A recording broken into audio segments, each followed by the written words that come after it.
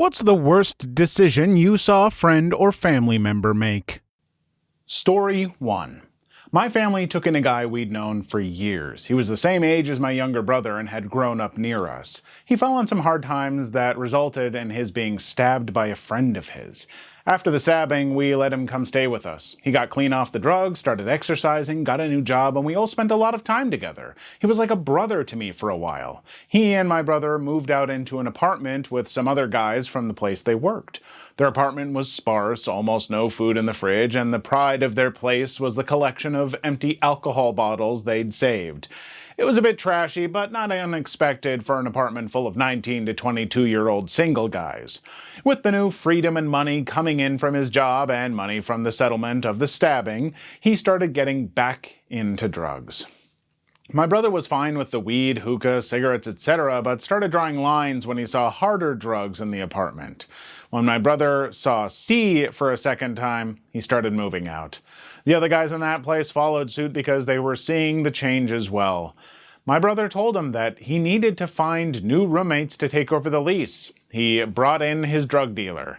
Now my brother is still on the lease for a place he's not actually living in because the drug dealer couldn't be approved by the complex. I'm sure they spotted all the red flags, but the dealer moved in anyway. The two of them started spiraling down, and they adopted pit bulls with the idea that the dogs would protect them from anyone trying to evict them because they stopped paying rent. This guy had also been borrowing an old used car from the family of another former roommate, and now he refused to give it back. I went with my brother to file a police report about it all. The police were told about the drugs, who was living there, the drugs, and more. Luckily, with the police report and some of the guys trying to reason with the complex, most were able to avoid having any of this go on their credit history. I stopped talking to him. I think my brother has seen him maybe once or twice since then, and the guy seems to be doing better.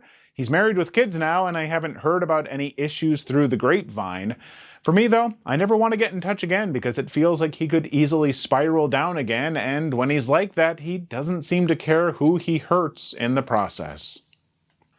I mean, the sad story is that addiction is really bad. Like, it can be a really powerful force in some people's lives, and that sucks because it can kind of ruin lives. And I certainly have sympathy for those people, but yeah, once they start doing stuff like that to you, you're within your right not to want to trust them. So hopefully any of you who are out there struggling with addiction, anything like that, seek help, talk to people that you trust, go to rehab, whatever you need to do. But trust me, getting clean and living a better life is, oh God, this sounds so cheesy. It's a way better high than any drug. But it is. Story 2. Not an actual friend, but someone I grew up near and talk to when we see each other every year or so.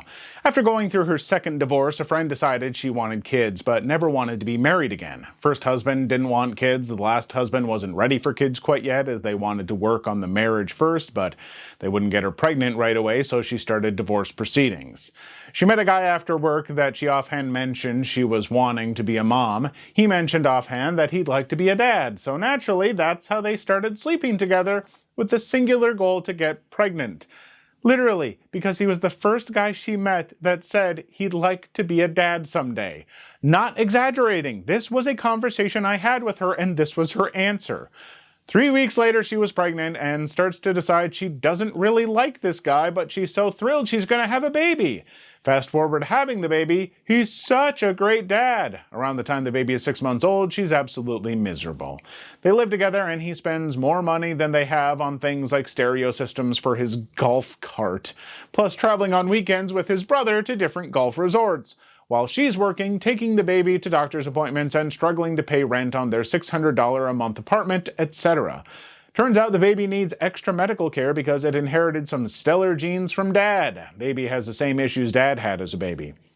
By the time the baby was a year old, she was escaping with the baby to her family's home, 3-hour drive away, every single weekend. He starts to follow her out there occasionally and screams that she's trying to take the baby away from him, etc. She confides to me at this point that she absolutely hates him, but he's such a good dad. I'm not sure where she gets the standard for good dads, as hers was affectionate and contributed to the household chores and finances rather than draining his wife. Second birthday, she announces they're pregnant again because she always wanted 2 babies. He's proposed multiple times. She still won't marry him. What an unfortunate roller coaster. Growing up in a small town, though, this story is repeated with slight differences all the time. Honestly, I feel worst for the babies in this situation. Those kids growing up in a home where, I mean, granted, both these people want kids. The dad's not super involved, but wants to be kind of, I guess. But if they're not even happy as partners but trying to live together, that just feels like a breeding ground for like a contemptible relationship. And that stuff bleeds over and starts affecting kids. So, I mean, yeah, if you want kids, that's great. You should try to have them if you can, but this does not seem like the correct answer. Story 3. I'll write about this one till my dying day, if only so someone might avoid making the mistakes my sister made. Her first bad decision was playing follow the leader with a friend at work. She and the other girl both lost their jobs for time fraud. Second bad decision was in switching from weed to uppers. First it was minor stuff, and then she was using bath salts. A minor seizure seemed to snap her out of it, but by then she was used to the artificial high. She switched to Adderall. Her supplier got her to try other drugs, harder drugs. Adderall stopped working. She found M, and the rest of her life became unimportant. Her kids were a burden, and her husband was to blame for everything she saw wrong in her life. He was abusive, but so was she, and she stayed because he had money, and she hadn't worked in over 5 years. My parents ignored it. I tried to talk sense into her. It did nothing. She started stealing from our parents. Then she stole from stores, got really good at it too. She switched from smoking M to shooting it up. I got used to cleaning up after her when she left used needles in the bathroom. She stole my credit cards out of a locked safe when we went on vacation as a family. She went home early, and the next day I had hundreds of dollars in charges. She had a new cat. Final straw, my parents and I took my gran on a cruise, 7 days right before Christmas. It was awesome. We came home, unloaded the suitcases from the car, and bring them into my grand house. Place was trashed. My sister broke in, let her drug dealer stay for the week, and spent over 20 grand of my grant money. Tried to open new cards after attempting identity theft.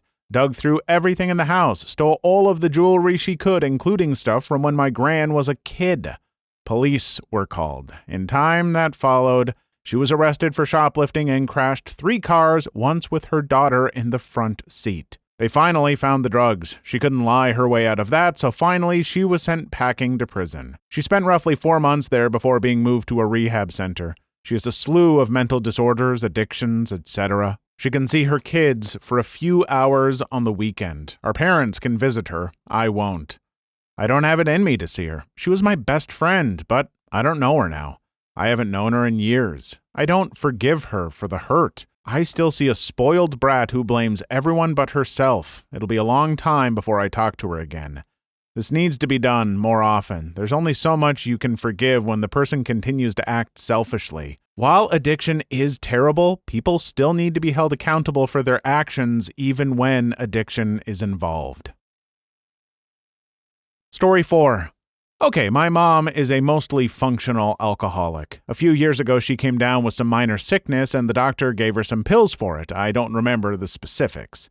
She took her medication, drank a glass of wine, and felt fine, so the next night she takes her pills and downs a bottle and a half. The next morning, my mom comes down the stairs, stumbling, obviously, still absolutely hammered. I've never seen her wake up still drunk, so I think it may have something to do with the pills, but I have no idea. At the time, I was going to school out of town, so I needed my mom to drive me to the bus stop. I tried to convince my mom not to take me, but it was no dice. She's a nasty lady when she's drunk, and she said I was being a lazy bee and just didn't want to go to school. I concede and go to wait for her in the car. 5 minutes later, my mother comes out completely naked from the pants down. I saw my mother's pubes, and it still makes me cry when I'm alone at night. Anyway, she gets in the driver's seat and starts yelling at me, basically blaming me that she is, 1, peed herself, and 2, couldn't find a single pair of pants or underwear in the laundry room. I try to convince her to go to her room and find some pants, but she says if we stay any longer, I'll miss the bus. Surprise, surprise, albeit her phenomenal decision-making skills, we pull up to the bus stop and the bus is long gone. So my mother, instead of doing the smart thing, going back to our house, getting pants, and driving me to school, she decides if she went this far naked, she can drive another 45 minutes that way. So after a very long, swervy, and terrifying drive, we finally start to near the exit. Then my mom's tire rolled over something and boom, it exploded completely. My mother, determined that I get my education, continues driving on the rim of her tire for another 5 minutes. Meanwhile, people are shouting at us out their windows, honking and motioning for us to pull over.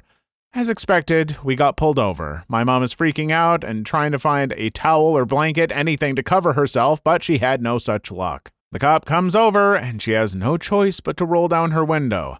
First thing out of her mouth is, "License and registration, ma'am, are you wearing pants?"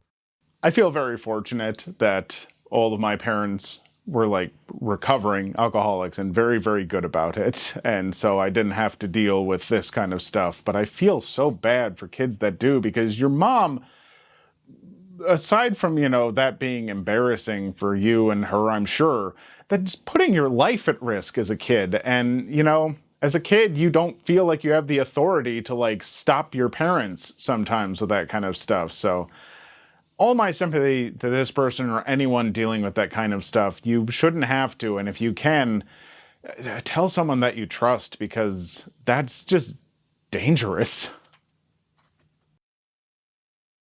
Story 5. Buddy of mine got into a fight with the boyfriend of a girl he thought didn't have a boyfriend. She was a piece of work. Anyway, I found out about the boyfriend, and he was about 3 times the size of my friend.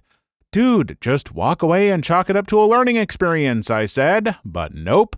He felt this need/desire to kick his butt. That kind of logic failed me. Anyway, we showed up at the designated spot. We just got off work, and my friend was a manager and was still wearing a shirt and tie and nice flat-bottom leather shoes. The other guy, the boyfriend, dressed to fight, t-shirt, jeans, and combat boots. It didn't last long. My friend slipped and slid all over the place while this guy basically held his hand against my friend's forehead to hold him back. The boyfriend actually seemed like a decent sort of guy. He knew my friend was outmatched and was just being a hothead. He basically tells my friend, "Look, you aren't going to win, and why go home with a bloody nose and ruined clothes?" But my friend was filled with beer rage. He had a few before the fight began, and wanted his comeuppance. "Fine," says the boyfriend. He sort of half-clocks my friend in the jaw, and down he went. He tried to get back up. That's when I jumped in, held him down, and told him, "Don't." I thanked the boyfriend for not killing him and dragged my friend away. All the while, he was cursing and swearing at the guy. It was a comedic failure. The boyfriend sounds like a stand-up dude for the most part. Story 6.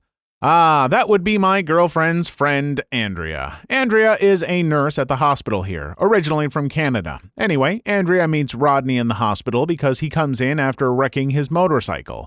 They're instantly dating and engaged within a couple of months. When they start talking about marriage, the red flags are flying everywhere for me. I grew up where Rodney did, and I know where he comes from. Every other sentence out of his mouth is, "And if Andrea will co-sign a loan," ugh.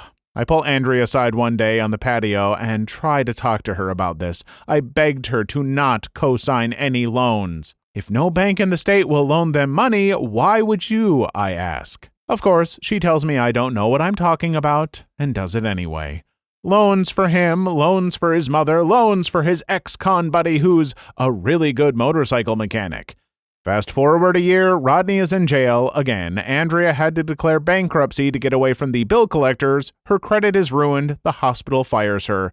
She has to beg for money from her family to scrape up enough to just go back to Canada. Story 7. Getting a $50,000 loan to get her master's at a non-accredited for-profit college. A past neighbor was the dean of the nursing school at a fairly well-known university. I guess it's some sort of post-grad type program similar to med school. I don't know how nursing school works, but she apparently had people in her office crying, panicking, confused, pretty often because they did all of their undergrad at a non-accredited school and now couldn't get into hers. Story 8. My parents. My brother is into drugs, and when he was in high school, they told him if he could stay clean for a month, they'd buy him a dirt bike. He stayed clean for a month, so they bought him a brand new dirt bike, helmet, clothes, etc. He got high later that evening and continued to get high and do drugs every day after. He ended up breaking the bike, but he's learned that he can manipulate my parents into buying or doing whatever it is that pleases him. Frustrating, really. He's in his late 20s and an absolute mess. I can see this turning into a cycle of use, get promise of reward, detox, get reward, relapse, repeat. I feel bad for the parents in this one, especially because they had... their heart was in the right place. They weren't just, giving this brother whatever he wanted without question and fully enabling him. They were like, hey, get clean for a whole month and we'll do this thing for you. And it worked for a month, but then the brother just went right back to it. And I'm sure that's not the right way to get someone off of drugs. I wouldn't personally know. You should talk to professionals or rehab centers and all that kind of stuff if you're dealing with problems. But I feel bad because, it seems like a sound plan on paper, but, just sad that it didn't work out, and I'm sure they feel just helpless about it. Story 9. Get released on bail for distribution charges only to reoffend a few hours later and go back to jail, then get out on bail again, reoffend again, as well as be in possession of a loaded firearm as a freaking felon. No more bail. Some people really like jail. Story 10. A friend got drunk and got into a wreck driving home. He fled the scene on foot and ran all the way home. Cops picked him up at his house soon after. Story 11. My mother, who's in her 70s and lives on Social Security, called me up and said she won $500,000 from Publishers Clearinghouse, which she enters all the time. I told her she did not win. Then she said all she had to do was send them $6,000 for processing fees. I told her it's a common scam. The next day, she said she charged $6,000 to her credit card. Poof! Goodbye, money. That was many years ago. She still hasn't paid off the card. My grandmother had the same situation occur, with one difference. My grandmother did not contact anybody in the family to tell them because she was directed not to say anything about winning. By the time the family members found out what was going on, she was nearly $100,000 in debt and had completely ruined her life. I'm super not going to blame old people who get scammed like this. It's super unfortunate and my heart breaks every time I hear about this stuff. But hey, if you're younger at all, please just tell anyone older in your life that almost 99% of the time, if they receive some email or word somehow that they have won money or that they magically owe money to the IRS, even if they've done their taxes, any of those scams, please tell your grandparents or parents or whatever about these scams and make sure that they know and they come to you first, because God, I hate hearing about this happening. Story 12. My brother sent $1,400 to a girl in Nigeria for a plane ticket to the States so he could start dating her.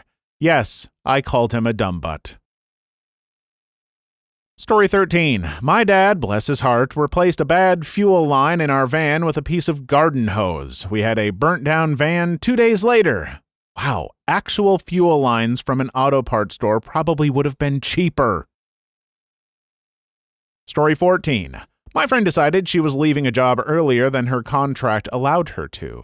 They paid for her relocation fee, so she owed them about $10,000 at the end of her time there. She was convinced that since she was moving somewhere cheaper with a different job, she would be more than capable of paying them back within a year. She somehow didn't take into account all of the other costs of living and of moving, and has been paying them back for 5 years, complaining about money the whole time. If she had stayed for 6 more months, she wouldn't have owed them anything. Story 15. Man, I'm gonna try H just once. Second part wasn't true. This is why I told myself when I was much younger that I would never experiment with H until I was past 50. Well, I am past 50 now, and I still have not tried it. Real quick, folks, I've had friends who have gotten, broken an addiction from H, or struggle with it, however you want to put it. That's one of those drugs that you don't just try out and mess around with. Like, it's one of those ones where one time and it has you in its claws, and it's not worth it. Those people had to fight tooth and nail to get over that and break away from H. So please, don't. Story 16. Friend wanted to join the military, got all his paperwork in and everything, and figured it was a done deal. Quit his well-paying job with good benefits against everyone's recommendations, went to the physical, and they found out he had psoriasis that he thought wouldn't be an issue, and he was barred from service. He is currently unemployed. Story 17. Was already a violent alcoholic, decided alcohol was boring. Dude brings in $100,000+ yearly. Started using M. Put his now ex-wife through a door in an argument. She is also on M. That was 3 years ago. He is not improved. His electricity and water get shut off for non-payment a few times a year, and he's about to lose his truck. God damn, if you just didn't describe my dad and his wife at that exact moment in their lives. Sad. Story 18. My 72-year-old grandma called me over one day to tell me she was hopping on a plane and wasn't buying a ticket home.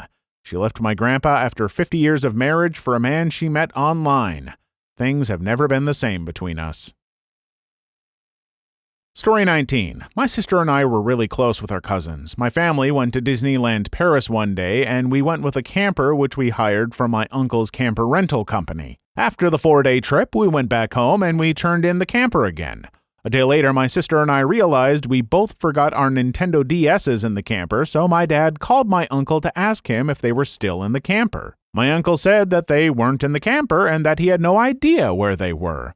Months later, my dad called my uncle again to ask if he had found the Nintendo DSs, to which my uncle replied that he had indeed just found them in the camper. When we got our Nintendos back, we immediately wanted to play with them and immediately saw our cousins' names on all of the save files in nearly every game, which obviously proved that my uncle was lying, considering some of the save file dates coincided with the date we turned in the camper. My uncle and my dad got into a big fight because of that, resulting in my sister and I completely losing contact with our cousins. It's about 10 years later, and we still have no contact with them. To this day, it makes me mad that such a stupid lie has ruined my relationship with my cousins. Story 20. We moved to the country to take care of my elderly mother-in-law who was estranged from pretty much everyone. We moved in next door. It was one house split into two, which my significant other owned half of. She had a tantrum over a sack of compost and invoked her right to force the sale of the house. Obviously, we lost our home and she slandered us all over town and said she never wanted to see any of us again. So we moved back to our original country and obeyed her to the letter. She hasn't seen any of us in more than 2 years and is completely alone. She has to pay for everything she needs and could well be ripped off by all sorts of people who are smart enough to flatter. She's the very definition of cutting off your nose to spite your face. That sounds so much like my mother. My husband and I are about at the point where we frick off back to Germany and never speak to her again. You know, I'm sure that this mother-in-law has some issues and could stand to have some therapy or something to help with this, because clearly there's, something more going on with her, but you can't force someone to get better, get help. They have to do it themselves. And it seems like, sadly, she's just in a place where she's just going to hunker down and be miserable. And I hate to hear about that. So sorry for that person or anyone else dealing with that. Story 21. Friend of my wife's was getting married. I have no idea why, because every time I met her, the friend, all she did was crab about her fiancé. Well, one day she's complaining that her fiancé went out and bought a new car without consulting her, and the monthly payment was too much for them to afford. So to get back at him, she bought her own new car. The marriage lasted less than a year, and both cars got repoed. Story 22. Went swing dancing to celebrate her official end to a 6-month marriage. They broke off their engagement once. Meets a guy that night and marries him a month later. Becomes 21-year-old divorcee and stepmom to 4 boys she met once before the engagement. She sounds pretty determined to go through life on hard mode. Everyone has one crazy uncle. My crazy uncle was building a house using settlement money from an on-the-job accident. Purchased land that was lower than anything around it, so it always floods. During construction, the contractor was digging a basement, directed contractor to stop. Contractor pointed out that it was clearly in the contract and the house design made no sense without a basement. Took the contractor to court and the contractor agreed on no basement. Now has the door off the kitchen that leads nowhere. Contractor arrived to pave the driveway. Uncle didn't trust him and just had him dump the asphalt where the driveway should be. Didn't get around to spreading it before it cooled/cured, and now he has a giant lump of asphalt blocking his garage. Decided that he really did want a basement, so started digging it out himself, starting with the aforementioned door off the kitchen. Given that the contractor changed the foundation design to accommodate no basement, this will eventually end up with the foundation slab cracking and perhaps failing, especially since the property floods all the time. That's some home improvement gold right there. I know that contractors sometimes have a bad reputation for dragging work out too long and trying to get more money out of you, but there are plenty of very good ones out there. And also, like, if you don't genuinely know everything there is to know about, like, building a house or at least whatever parts you want to do yourself, just listen to a contractor, listen to what they tell you.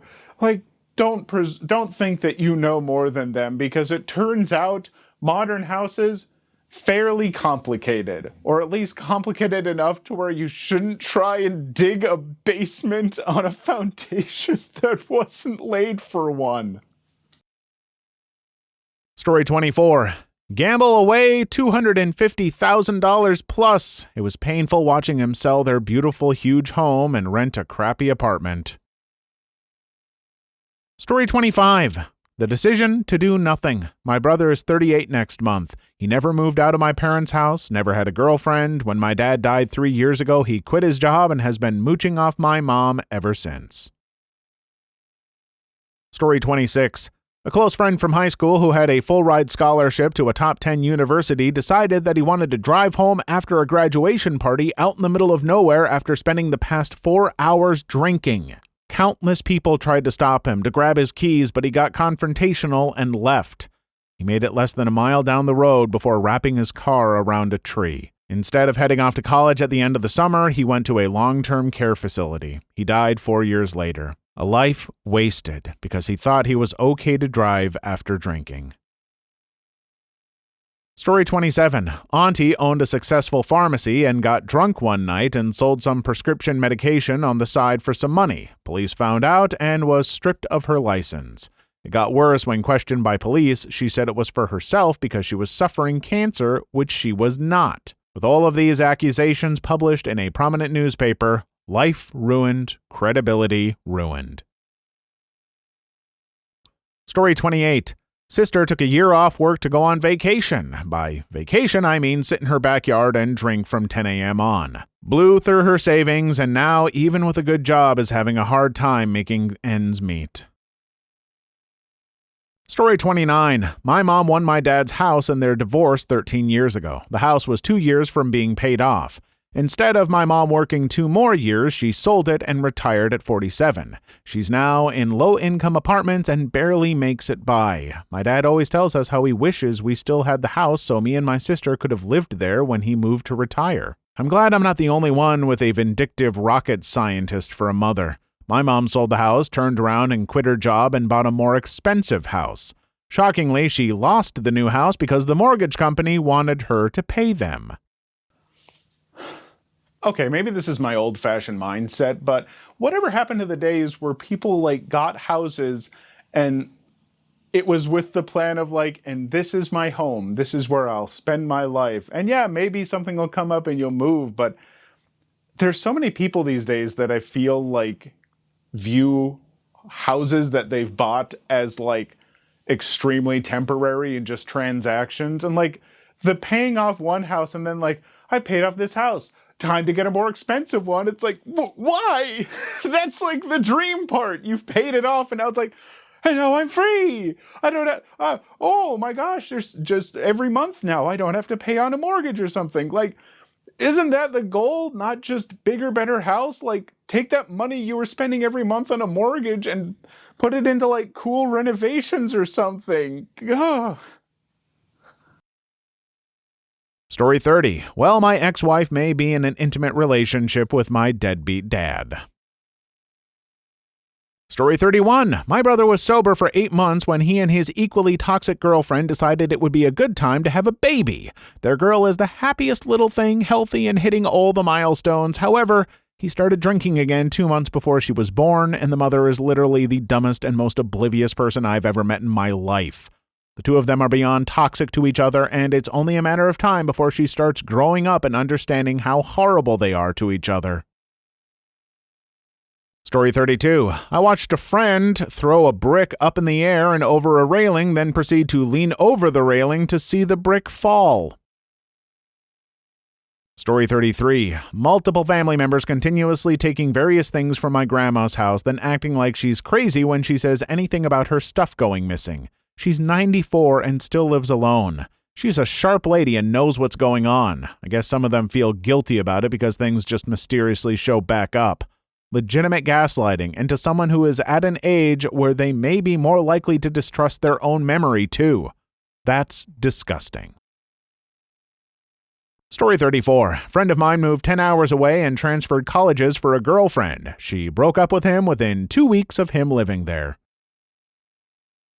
Story 35. Brother married a one-night stand and got pregnant. Same, and now they're going through a nasty divorce as my wife and I predicted years ago when he got married. It was pretty obvious to people not extremely close to them that they weren't really that compatible. We opposed him marrying her, and it actually caused a rift in our family.